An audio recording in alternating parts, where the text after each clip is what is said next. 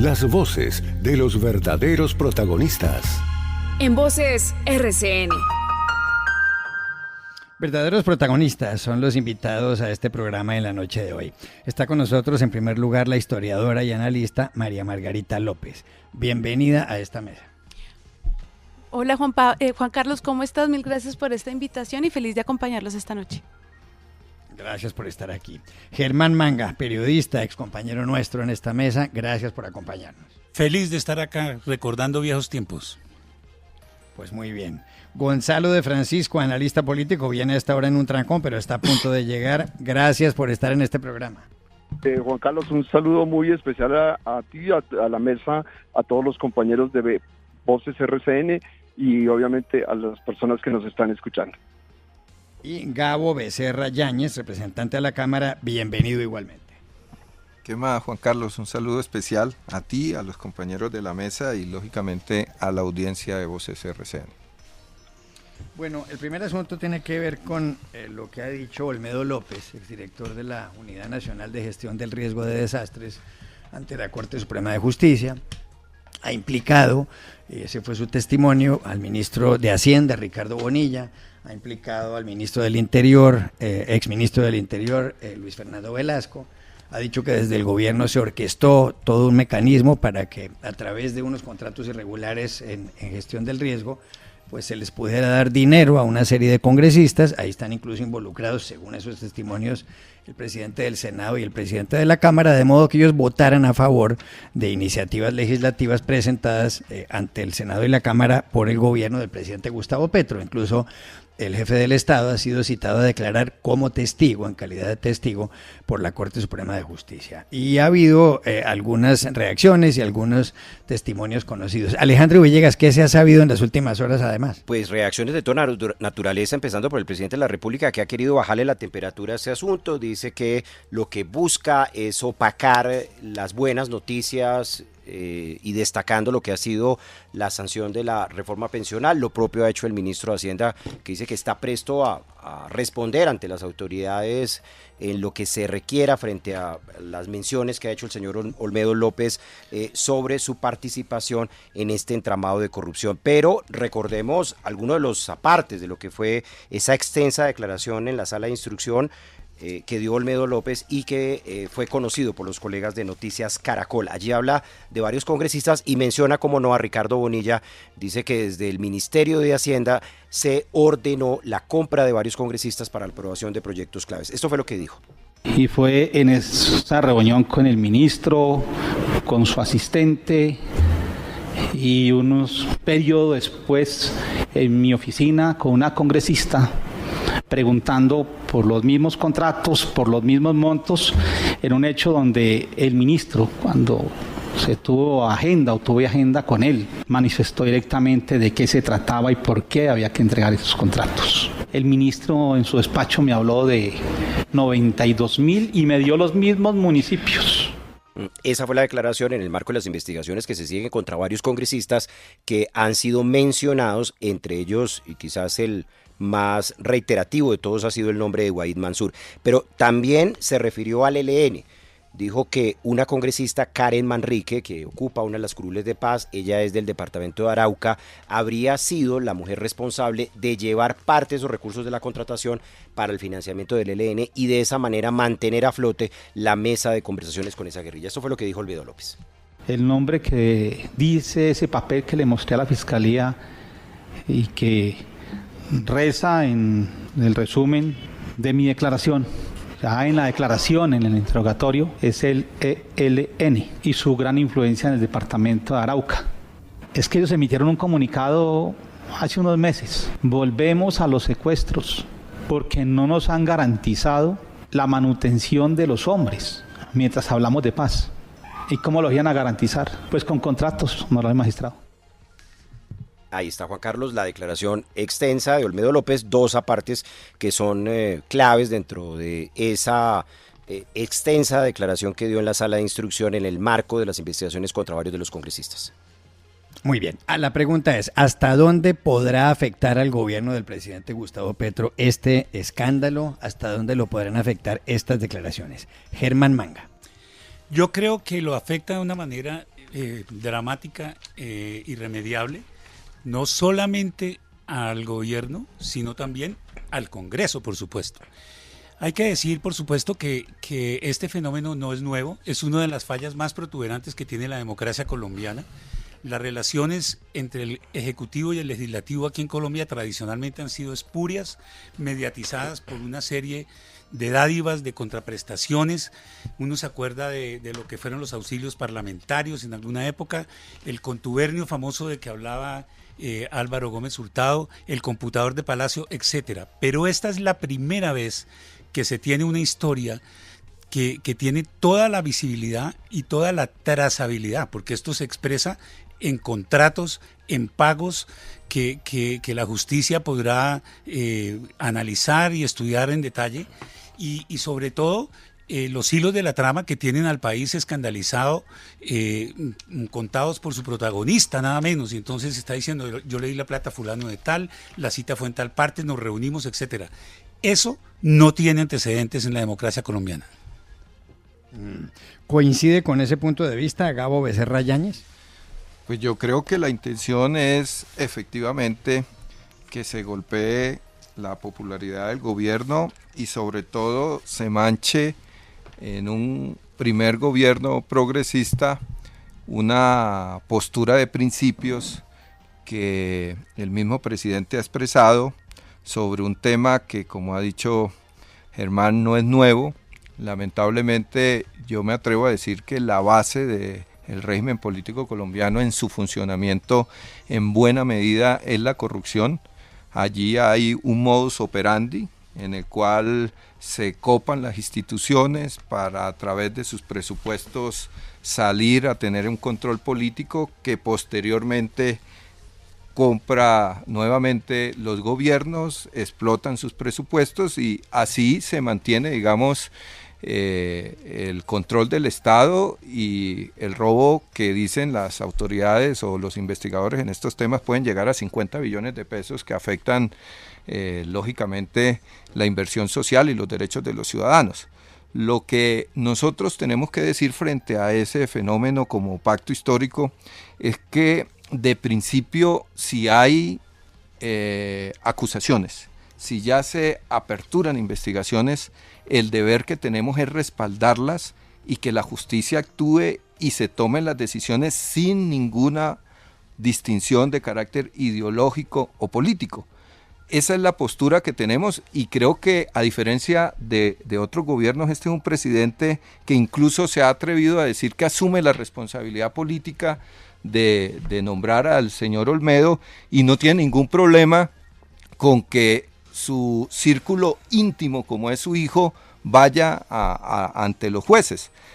Lo que a uno sí le deja muchas dudas, Juan Carlos y oyentes, es que una versión que se expresó el 25 de junio precisamente se presente el día donde el gobierno da a conocer a través de su firma la implementación de una gran reforma social en el país y da a conocer también unas cifras de disminución de la pobreza monetaria, de la pobreza extrema y resalta, digamos, unos efectos que se han querido negar también por parte del gobierno. Pero mire, doctor Becerra y Juan Carlos, los colegas de Noticias Caracol han seguido indagando sobre unos chats que Sneider Pinilla, que era el subdirector de la Unidad de Gestión del Riesgo, tiene de aparentes conversaciones, decimos aparentes, las imágenes que ellos publican, del ministro Bonilla escribiéndole al subdirector de Pinilla, le dice, estoy preocupado por el destino de los recursos de proyectos viabilizados.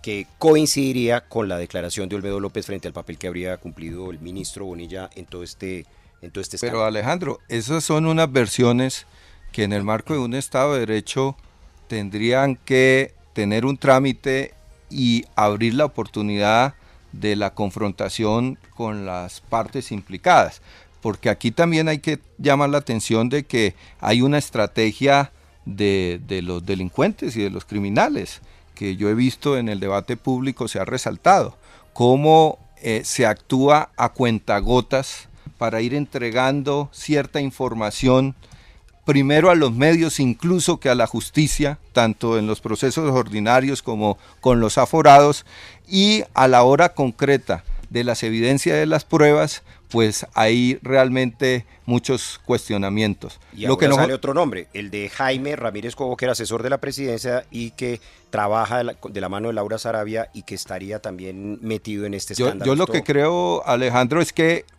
hay que respaldar a la justicia y hay que permitir que esos procesos avancen. Y a mí me gustó la decisión que tomó hoy la Corte Suprema, y es que tomó decisiones frente a las filtraciones que se hicieron, porque si la justicia pierde autoridad, pues sencillamente el juez, que son ellos, la legitimidad de cualquier decisión va a ser cuestionada.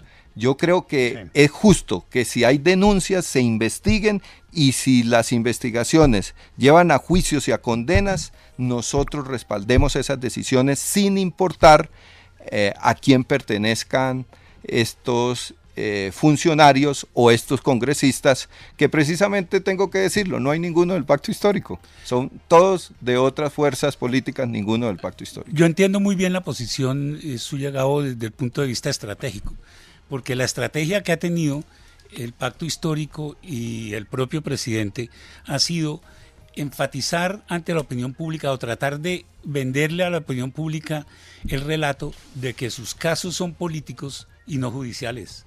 Pero a mí me parece que evidentemente estamos ante un hecho protuberante de corrupción que invalida completamente todo lo actuado en relación con las reformas. Lo que estamos viendo aquí es que el gobierno dispuso de unos recursos para sobornar a través de altos funcionarios, incluidos varios ministros, a un grupo de congresistas a fin de lograr una votación positiva en las comisiones claves y en los momentos claves, Germán, para impulsar las reformas. Germán, eso es un delito abominable. Si eso es así, yo solamente les dejo una pregunta. ¿Por qué se hundió la reforma a la salud? ¿Por qué se hundió la reforma al trabajo? ¿Por qué se hundió la reforma educativa? La reforma pensional logramos pasarla, como ustedes muy bien conocen, porque en la plenaria de la Cámara decidimos adoptar el texto de Senado, porque había una estrategia sistemática de la oposición para sabotear las reformas. Entonces, si eso, como se quiere dar a entender, se hizo a través de corrupción, pues fue totalmente ineficiente la corrupción, déjeme decirles. Pero a la luz de la oposición lo que se a la luz de Olmedo, yo diría que no les alcanzó la plata, porque oigan. Bueno, pero ahí están los hechos. Los hechos fue que las reformas siguen teniendo una oposición muy grande, y 3 de las 4 importantes no pudieron avanzar. Oigan, pero quiero preguntarle qué opina a María Margarita López sobre todo este asunto. Yo pienso, Juan Carlos y compañeros de la mesa, que esto es una radiografía muy clara de cómo funciona la política en el país. Hay unos temas que son estructurales, que tiene que ver cómo llega el presidente al poder, y detrás de eso todos los acuerdos, todos los procesos de financiamiento. Es decir, detrás de un candidato y unas elecciones ganadas hay una serie de inversionistas, de deudas, de favores que hay que llegar a cumplir y hay que pagar. Y esto es una radiografía que está presente en toda la historia política del país, y es una realidad, y es un tema que a mi juicio es grave y es decepcionante, porque habla de la pobre cultura política que tenemos. No obstante, digamos, hay que confiar en la democracia, hay que confiar que tenemos gente que cree en el país y que quiere llegar a eso, pero para mí eso es un tema estructural y representa una radiografía gravísima, porque yo quiero que recordemos un momento y nos volvamos a los carrotanques. Habíamos hablado de, ¿cuánto fue? 40 carrotanques, 42, sí. 42 carrotanques, fueron 46.000 millones de pesos que se le dieron pues a un contratista supuestamente para llevar agua a La Guajira, y creo que todavía están los carrotanques en el parqueadero, ¿no? Creo que en Uribia, si no estoy mal, siguen ahí. Y en su momento Olmedo López dijo, esto es solamente un ápice de todo lo que se viene detrás, y eso nos lo advirtió Olmedo López hace un par de meses. Entonces hoy ya nos empezamos a dar cuenta que es que no estábamos hablando solamente de 40.000 millones que pertenecen además a una agencia del Estado, es decir, una agencia que está destinada a hacer contrataciones de bienes y servicios para la población, y eso nos empieza a nosotros a hablar que esto es un tema que se va a repetir y que puede estar presente de maneras mucho más grandes y mucho más dramáticas en todo el gobierno Petro. Y sobre todo me parece que es muy tenaz pensar que es una forma sistemática para crear sobornos para pasar las reformas. Esa no es la manera de pasar las reformas. Si las reformas no se han pasado es simplemente porque el Congreso pues está haciendo su trabajo legislativo en no hacerlas pasar. No es per se una conspiración real de la oposición, no, es que de eso se trata la democracia. Y desafortunadamente tener que llegar a esas formas de soborno, de ver cómo se maneja tan suciamente el Congreso para poder llegar a pasar las reformas, y ni hablar de lo que sucede con el ELN, que son a mi juicio pues unos bandidos guerrilleros que además han maltratado el medio ambiente de todas las formas posibles, y poner en chantaje la paz a partir de los no secuestros por financiación, a mí me parece que pues o sea, estamos en un momento muy dramático de la política del país. Me parece que eso es una radiografía que nos permite mirar todas las formas estructurales que tenemos, y pues necesitamos repensar lo que estamos haciendo.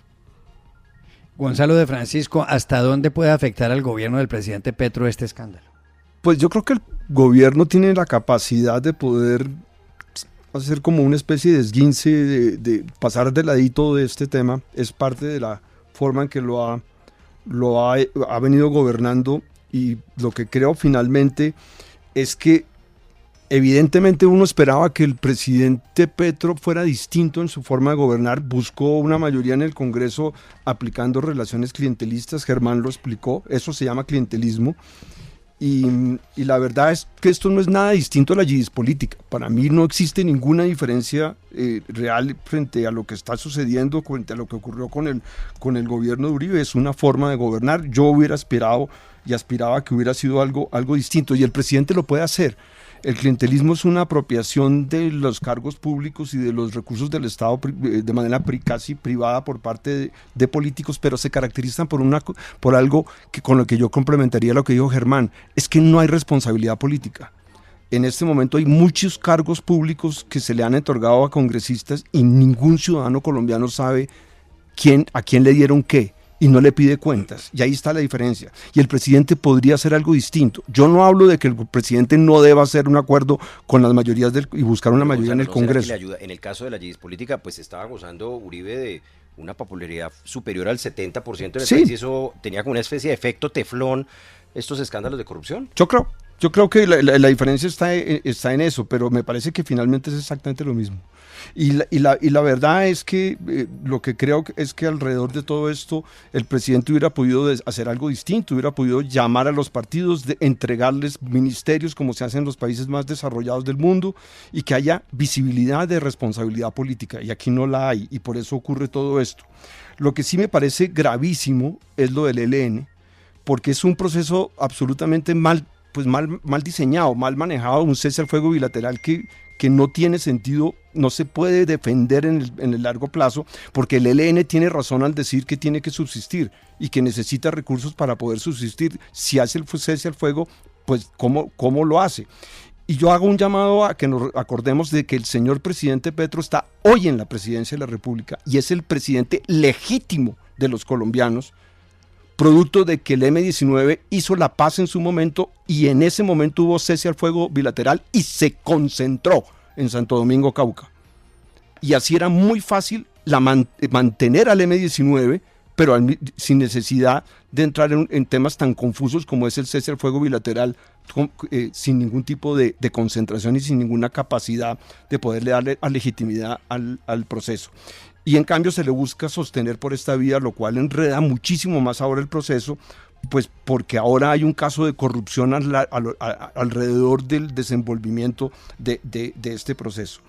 Es una situación incluso aún más negativa porque afecta a uno de los ministros que en este momento es más importante, como es Ricardo Bonilla, quien es hoy el que tiene a su cargo el manejar una situación de déficit fiscal muy delicada, para lo cual uno diría que él viene haciendo un manejo que uno pensaría que es responsable frente a ese déficit fiscal. Y entonces, ¿ahora qué va a pasar con él? En el sentido de que pues está comprometido con un escándalo que necesariamente no se puede evitar. Pensar que aquí hay una conspiración de que estaban buscando qué día me parece curioso, se habla aquí de que justo en los días en que se dan los resultados de pobreza, justo en los días de la reforma pensional, pero también esta tarde Cepeda, el senador Cepeda dijo que justo cuando iba a haber un anuncio con el ELN, pues claro, un escándalo de este nivel, pues siempre sale un día donde, o en unos momentos en donde hay anuncios y el desenvolvimiento del gobierno, pues es afectado y va a seguir siendo grave de aquí a los próximos años, a los próximos meses, pero no creería que pase más allá de golpe la caída de algún ministro o algo similar, pues porque el Estado colombiano y la sociedad de alguna manera está como acostumbrada a que así nos gobiernan y que es con clientelismo que se hacen las cosas. Juan Carlos. Bueno, adelante. No, yo quisiera tener una reacción frente a lo que ha dicho Gonzalo, y es que ya vamos en que prácticamente hemos condenado al ministro y va a haber renuncias y el proceso de paz con el ELN está recibiendo financiación a través de la corrupción, y yo creo que precisamente esa es una narrativa que se quiere imponer cuando hasta el momento lo que hay es una declaración en un proceso de una persona que se ha autoincriminado y que está negociando un principio de oportunidad y que está buscando beneficios sencilla y llanamente, sin poder avanzar todavía en la confrontación de esas pruebas, en poder escuchar las contrapartes, en ejercer como se ejerce en una democracia, en un Estado de Derecho, el derecho de defensa. Y creo que ahí hay una intencionalidad clara de explotar desde la oposición estas circunstancias con ninguna autoridad moral. Germán decía ahorita que él no conocía un caso parecido, pero bueno, yo creo que, como decía Margarita, y en eso estoy totalmente de acuerdo y lo alcancé a mencionar, el problema de la corrupción es un problema endémico, un problema estructural. Por eso yo no entiendo cómo no se facilita una reforma política donde podamos resolver el tema de la financiación de las campañas, por ejemplo. Es que usted no puede ser congresista de la República en la actualidad de manera normal y democrática si no se gasta miles de millones de pesos para ser senador de la República. Un ciudadano de a pie, yo soy representante a la Cámara, pero yo vengo del movimiento estudiantil, vengo de ser profesor universitario, no hubiese tenido ninguna oportunidad si no hubiese sido por un voto de opinión en la capital de la República. Aquí hay que garantizar reformas estructurales como esa, como la reforma política, y contra esas reformas también hay oposición, porque se nos cayó la reforma política, no se cumplió con el punto 2 del acuerdo de paz. Entonces yo lo que creo es que si queremos avanzar de manera seria y responsable, respaldemos la justicia y que todo el que esté implicado sea condenado, pero no pongamos a sacar conclusiones de este tipo, porque me parece que ahí sí ya hay un juicio y hay unas sentencias y nosotros no somos jueces de la República. Bueno, tengo que ir a una pausa y ya regresamos. 7:30 p.m. Continuamos En Voces RCN. Seguimos en Voces RCN con María Margarita López, Germán Manga, Gonzalo de Francisco y Gabo Becerra Yáñez. Hay noticias sobre Juan Fernando Cristo, el ministro del Interior. Y una de ellas aparece, y una opinión sobre el ministro también aparece en el diario El Colombiano. El editor político, que es Santiago Ángel, compañero nuestro en la FM de RCN en las mañanas, ha escrito una columna y un artículo que se titula así, dice: la estrategia de Juan Fernando Cristo para acelerar su acuerdo nacional mientras que Petro pide fast track. Y agrega Santiago Ángel: en menos de una semana, mientras el país estaba pendiente del fútbol, el ministro Cristo se reunió con empresarios y políticos de todo el país, reactivando un clima de concertación en el gobierno. ¿Lo logrará? La pregunta es justamente esa la que pongo sobre la mesa. ¿Lo conseguirá Cristo? Todo lo que señala aquí Santiago Ángel, ¿o no? Gabo Becerra Yáñez. Bueno, Juan Carlos, yo creo que el nombramiento del ministro Cristo dejó desubicados, diría yo, a muchos sectores políticos que consideraban que el gobierno, el presidente, renunciaba a su postura de acuerdo nacional y simple y llanamente se iba a radicalizar y iba a renunciar a lo que en últimas tiene que hacer un presidente, que es tratar de unir a la nación para que los problemas de esa nación se resuelvan. y creo que en esta perspectiva el presidente es sumamente leal con lo que le ofreció a los colombianos. Le ofreció la posibilidad de construir un acuerdo, pero un acuerdo para hacer cambios. La gran contradicción que yo encuentro a la hora de sentarse a construir los acuerdos es que la pretensión de algunos sectores es que los acuerdos sea para que nada cambie. O sea, un acuerdo donde nos podamos sentar y sencilla y llanamente se hagan cambios cosméticos y, por ejemplo, en el campo de la educación, donde estuve participando como coordinador ponente en la propuesta de ley estatutaria de educación, no podamos saldar la deuda de un sistema educativo que durante más de 30 años, a pesar de que el sistema público ha crecido, el Estado no le corresponda con los recursos financieros. Un acuerdo nacional sobre una reforma a la salud, pero que no toque los temas de la integración vertical, los temas de la prevención en salud, los temas de la mercantilización de la educación, y así sucesivamente en cada uno de los temas. No, yo creo que la posibilidad de avanzar en un acuerdo nacional es también partir de la voluntad de lo que expresaron los colombianos y del mandato que tenemos en el gobierno y en la bancada de gobierno. Yo saludo que el presidente se haya inclinado por esa vía, y creo que el ministro Cristo, sobre todo en lo que tiene que ver con la tarea de cumplir el acuerdo de paz, que es una gran tragedia, 4 años en el anterior gobierno, donde más que cumplir un compromiso de Estado, lo que se hizo y está evidenciado fue colocarle obstáculos al cumplimiento del acuerdo. Un protagonista como él lo pueda liderar.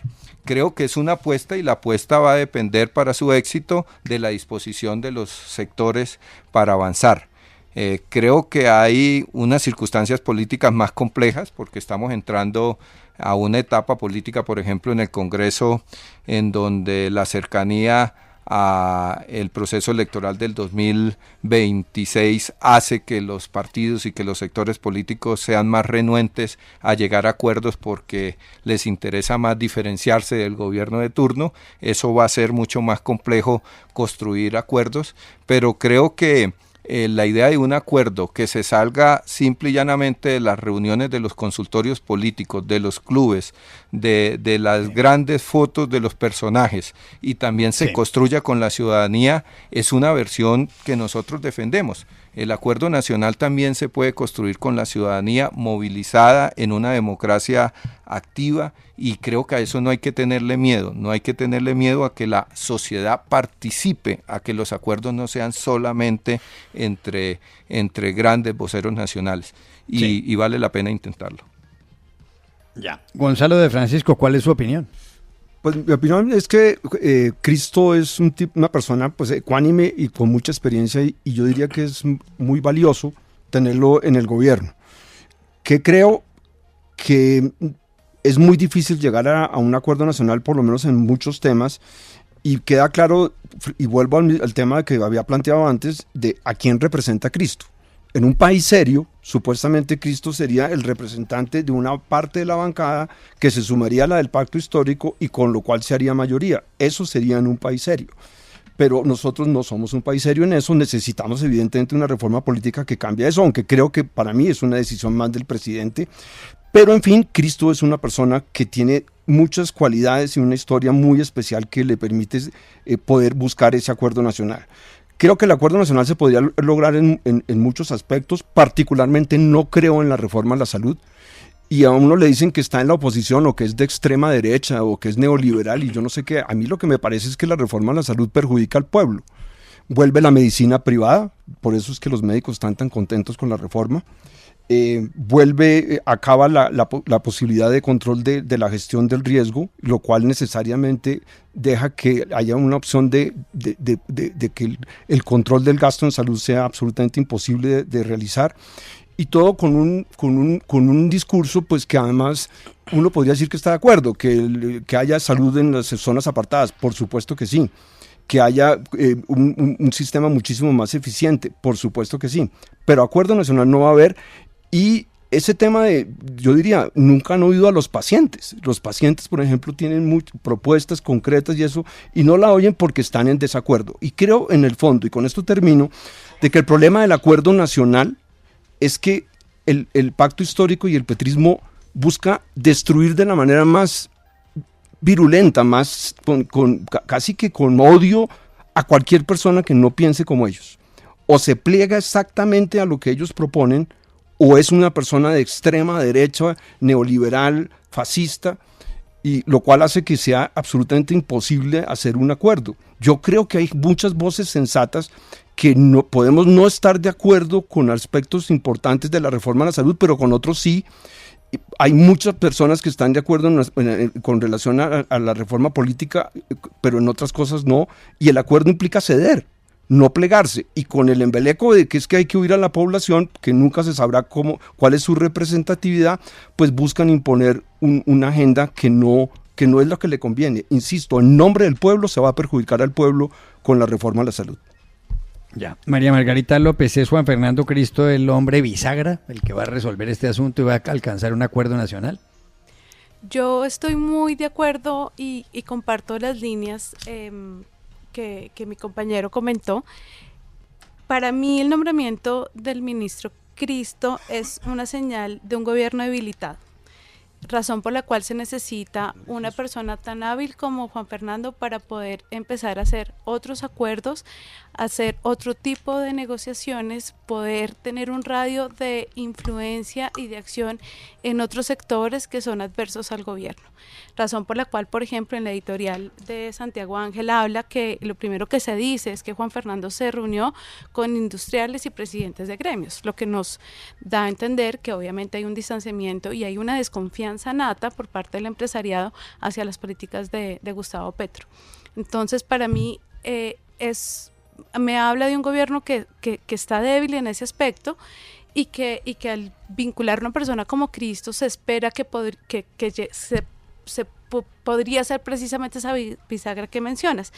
Sin embargo, a mí me parece que todo está lleno de eufemismos que lo que hacen es crear cortinas de humo y hacer creer a la gente lo que quiere creer. Es decir, hablamos de un gran acuerdo nacional, pero ¿qué significa ese acuerdo nacional?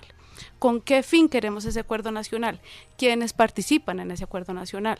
Y ahí en ese sentido estoy de acuerdo en quién nos está representando, porque es que quienes nos representan, pues, es decir, caemos en esa polarización, que si no estamos de acuerdo con Petro, entonces somos fascistas o somos de derecha, pero no hay un punto en el medio en donde podamos ni dialogar ni entendernos. Entonces ese tema de la representatividad está muy delicado. Se habla del poder constituyente. ¿Qué significa el poder constituyente? Es decir, el poder del pueblo. ¿En qué se representa el poder del pueblo? ¿Quién maneja esa vocería? ¿Cómo se canalizan esos intereses? Es decir, ¿quién nos está escuchando precisamente para poder consolidar y hacer propuestas sólidas y políticas y programas y reformas que puedan verse reflejadas en las reformas que el presidente Petro quiere ver, como bien se planteó con la reforma a la salud? Entonces, para mí es un eufemismo, es decir, esperemos que esto sea una bisagra para podernos entender más, tal vez disminuir la polarización, pero que se pueda lograr concretar un acuerdo nacional y que si el objetivo último es lograr una Asamblea Nacional Constituyente, pues en lo que respecta, yo espero entonces que no se concluya. Bueno, Germán Manga coincide con María Margarita López. A ver, yo creo que los colombianos, o muchos colombianos, pensamos que la gran solución a los problemas del país es lograr un gran acuerdo nacional. Hoy en día los problemas más grandes son la baja productividad de la economía, todo el impacto que está generando el narcotráfico y la minería criminal, los temas de la reforma política. Hay unos temas capitales. Hay un antecedente histórico muy importante en el mundo hispanoamericano que fueron los pactos de la Moncloa, de cómo se deben solucionar problemas en un ambiente de elevada confrontación y de muchos odios. Consiste en deponer los intereses personales, las pasiones políticas para construir entre todos un acuerdo que impulse el país en lo económico y en lo político. Los españoles, digamos, lo lograron en esa primera etapa de los pactos de la Moncloa. Aquí los ofreció Iván Duque y no los logró hacer. y tampoco los está haciendo Petro ni los va a lograr, por una razón muy elemental, y ahí coincide ya con el tema Cristo.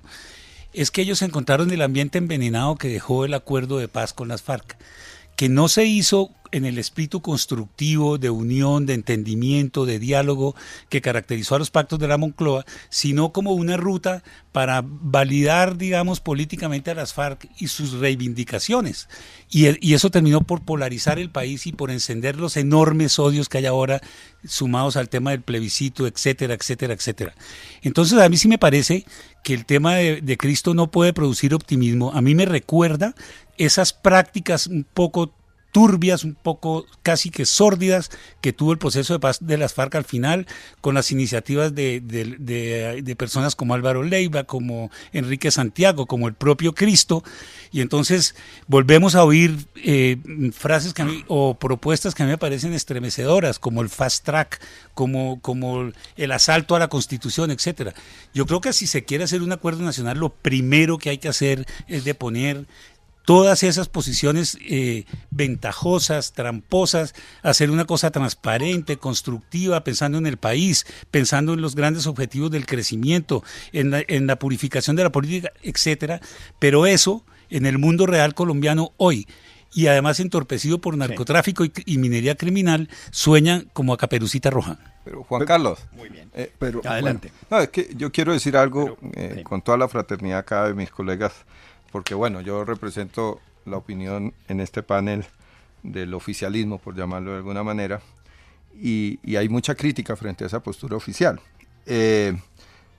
Yo trataría de que fuéramos entonces al fondo de los problemas. A mí me parece que es sumamente liviano, por decirlo de alguna manera, querer señalar las propuestas del presidente a ratos más por la forma que por el contenido. Hablar de propuestas extremistas en un país que es el más desigual, al menos de la región latinoamericana, cuando usted lee un programa de gobierno, colegas, que lo que hace es colocar una agenda demoliberal en una sociedad que sigue manteniendo, para hablar del acuerdo de paz, unos niveles de concentración de la tierra vergonzantes para el mundo moderno, capitalista, y querer no expropiar, sino simplemente redistribuir 10 millones de hectáreas, 7 millones en formalización, 3 en entrega, y ustedes dicen que ese es un programa extremista. Ese es un programa para modernizar este país.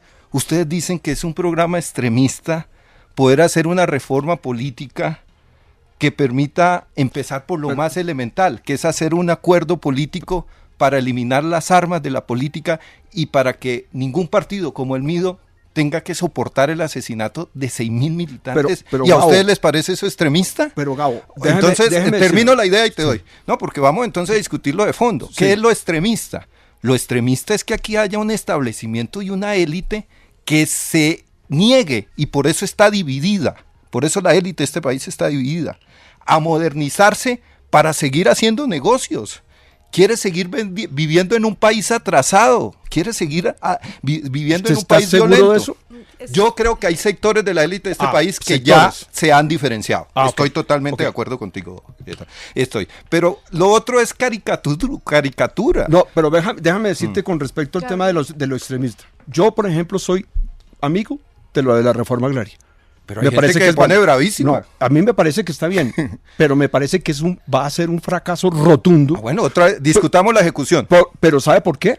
Porque me parece que si a ese campesino ya es indígena, se le deja en su parcela solo y no hay posibilidad de acercarlo a empresarios, estoy de acuerdo para que contigo. haya unos procesos en los cuales haya rural. capacidad de acceso a mercados, inversión, etcétera, acceso a mercado internacional. Pero esa no es una agenda extremista. Entonces. No, pero ese extremismo es hablar muy mal de los empresarios de manera permanente y pero categórica. El presidente ofreció comprarle la tierra, no expropiársela. No, es que no es un tema de ofrecer comprar la tierra, es la postura extremista, perdona que te lo diga, pero es extremista en contra de todo lo que significa empresariado, porque es el capitalista que se ha venido apropiando de los recursos del pueblo en los últimos 250 años. Yo no creo tanto. Bueno, el presidente reivindica el capitalismo como seguramente muchos del pacto. Pero por favor, dígame un empresario que se siente invitado, que se sienta invitado en este gobierno a, por ejemplo, participar del tema de la reforma agraria, que es la única opción para que esa reforma agraria salga adelante como se merecen los campesinos. El empresario bogotano del sector financiero está de acuerdo con la reforma agraria. El que no está de acuerdo con la reforma agraria ha sido el latifundista y todo eso, pero yo veo a voceros de familias representativas de Córdoba diciéndole, listo, presidente, nosotros estamos con usted acá haciendo negocios, saludamos que usted pero nos ese es el acuerdo nacional, Gabo. Pero acuerdo es hablar. Claro, llame a esos empresarios y díganles, sentémonos con los campesinos y hagamos la cosa. Pero es que esa vaina de acuerdo nacional por la mañana y varillazo por la tarde al empresario. Mire, el acuerdo es llegar a un entendimiento, es dialogar, es hablar. Germán, entonces, pero ahí viene el tema. Hay sectores que les parece extremista lo que hace Finlandia, lo que es financiar la educación pública. Pero aquí no hemos hablado de extremismo. Pero aquí lo que hay que decir es... No, pero no es extremismo. Quedan 4 minutos. Y hay una crítica siempre, se asume que es extremismo. Si uno no está de acuerdo con Petro, entonces no, esa no es la forma, y esa no es la manera de llevar tampoco los diálogos. Los puntos que usted dio, yo creo que son un buen derrotero de lo que podría ser el contenido de un acuerdo nacional. El punto 1, por ejemplo, del acuerdo de las FARC es un estupendo proyecto agrario, no tengo ninguna duda, pero por ahora es un contenido güero o por lo menos de inviable aplicación porque las FARC no dejaron hacer ese diálogo. No, eso no fue un acuerdo nacional. El acuerdo de paz fue una imposición tramposa en muchos de sus contenidos y eso es lo que polarizó al país. Mientras no se solucione eso, si se quiere hacer un gran acuerdo nacional, hoy lo primero que hay que hacer es enmendar esa página y tendrían que entrar en una forma nueva y diferente de entendimiento. Y entre otras implica que el Centro Democrático y el uribismo también se dan un poco en su postura. Sin ninguna duda, todos, absolutamente todos los sectores. Porque es que, estoy de acuerdo, absolutamente. Es que llaman a la unidad nacional todo el mundo alrededor de la Selección Colombia y eso es carreta. Durante estos días yo no he visto una agresividad más grande con el embeleco ese del fuera Petro en el uribismo que no tiene ningún sentido, que es realmente un embeleco y una irresponsabilidad. Irresponsable. Sí, entonces, a ver, el se acuerdo trata nacional de poner eso, le bajen todos a la agresividad. Pero la diferencia es que en este momento la figura, o sea, el responsable político que tú decías es el presidente, digamos, es la persona que tiene que liderar la conversación para poder llevar el uribismo, suavizar a los del Centro Democrático, generar esos consensos, precisamente lo tiene que liderar el presidente y el gobierno. Entonces, si uno no está de acuerdo, no necesariamente tiene la conversación es extremista, que es lo que tú estabas diciendo. Si las reformas, si uno no está de acuerdo, entonces está pero totalmente yo podría en decir lo mismo desde esta claro, pero eso no se va a lograr con el elenco de La Habana, eso va a ser muy difícil. Pero es que la diferencia es que desde el gobierno donde se tiene que empezar a cambiar estas narrativas. Por eso la pregunta de Juan Carlos es válida. ¿Será que Cristo sí será la persona que nos va a ayudar a superar esta conversación? No lo sabemos, tal vez sí. Pero sí tiene los atributos para poderlo ser. Claro, eso porque creo que él expresa una parte de... O sea, él tiene la experiencia, tiene la experiencia, lo ha logrado y de pronto sí puede lograr modificar eso. Lo que sí es importante es, pero es que hacia dónde va el acuerdo nacional, o sea, ¿qué es lo que queremos? Solamente el cumplimiento de las reformas dentro de lo único que propone Petro, vamos a estar más abiertos para poder modificar y ampliar las reformas para que tenga un consenso más grande, para que tenga mayor participación del pueblo y no solamente de los que votaron por Petro, porque es que lo que uno siente es que aquí se gobierna solo para los que votaron por Petro. No puede ser así, es que somos más. Pero yo les digo una cosa, si este país lograra cumplir con lo que está previsto en el acuerdo de paz, daríamos un salto modernizador de la sociedad colombiana, años luz. Es verdad. Años luz.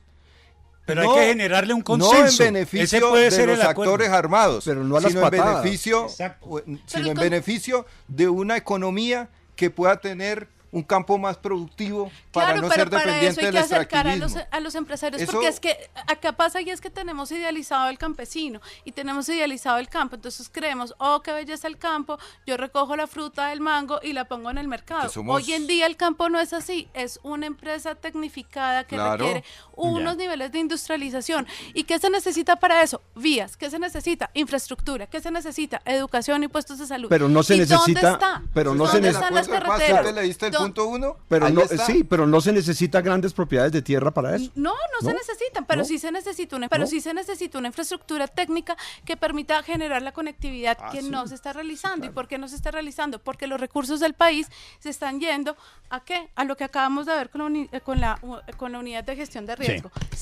Bueno. Pierden los recursos en la corrupción. Óiganme, se nos acabó el tiempo. Yo los invito otro día a otro debate como este que está muy interesante, pero gracias María Margarita López por haber estado aquí, Germán Manga, Gonzalo de Francisco, Gabo Becerra Yáñez. Ellos recibirán ahora por cortesía de la Librería Nacional algunos libros y a ustedes los espero mañana nuevamente en Voces RCN. 7 de la noche, 59 minutos.